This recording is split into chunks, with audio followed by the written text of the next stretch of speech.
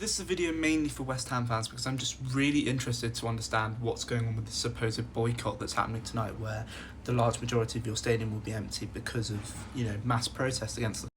I understand that the West Ham fan group have written a letter to Nuno because obviously he's been out in the media this week appealing to the fans saying, don't do the boycott, we need your support.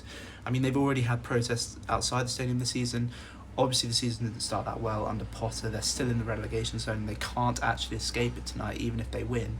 But the letter says that the decision to boycott was not taken lightly, but it's because of the damage caused to the club by chairman Karen Brady and obviously David Sullivan. I just want to delve into this a bit more. Because is it a problem around the stadium? Obviously, we all know that the London Stadium is nowhere near what the Bowling Ground was, and you get this sort of thing where there's empty seats, and it can lack a bit of a soul because you're so far away from the pitch because of the inner circle.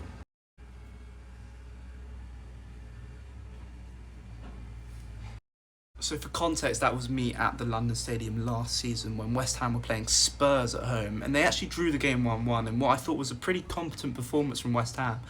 But that video was more just to illustrate for me that maybe it's because you were playing Tottenham. The atmosphere didn't seem that bad, but one thing I can say is that you are miles away from the pitch.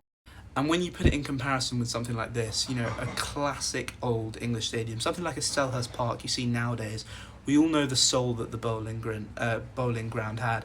And the optimism that West Ham had leaving the Bowling Ground. You got Europa League that season, first season under Slaven Bilic.